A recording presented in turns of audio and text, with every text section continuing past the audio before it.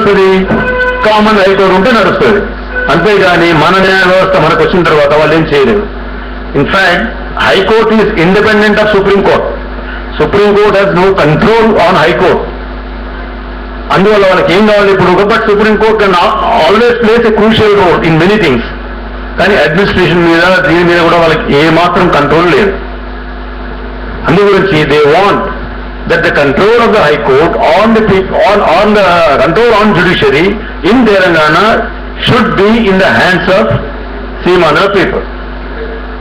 That's the only reason, there is no other reason. Any other reason?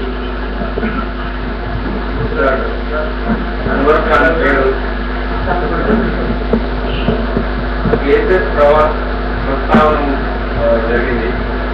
Number of cases 10 లక్షలు cases ఉన్నారు. ఈ cases దీన్ని ఆ సంఖ్యను తగ్గించడానికి మీ దగ్గర ఏం ఉపాయాలు ఉన్నాయని దాని గురించి కొంచెం చెప్తారా? శ్రీహరి గారు సమాధానం చెప్తాను. దీనికి ఎక్కువ కోర్టులు రావాలి, ఎక్కువ జడ్జీలు రావాలి, మన కోర్టు మనకు రావాలి. మాకు తెలిసింది చెప్పమని నేను చెప్తున్నా. మీరు అది ఎందుకు వెనక రావాలంటే మీ ఇష్టం. తర్వాత ఇంకొకటి నేను చెప్తున్నాను, కేసులు ఇంకొక తెలంగాణ ఆంధ్రప్రదేశ్ కోర్టుకు సంబంధించి కేసుల సంఖ్య వ్యవహారం కూడా ఒకటి ఉంది. అది చెప్దామని నేను తెలుసుకున్నాను మీకు.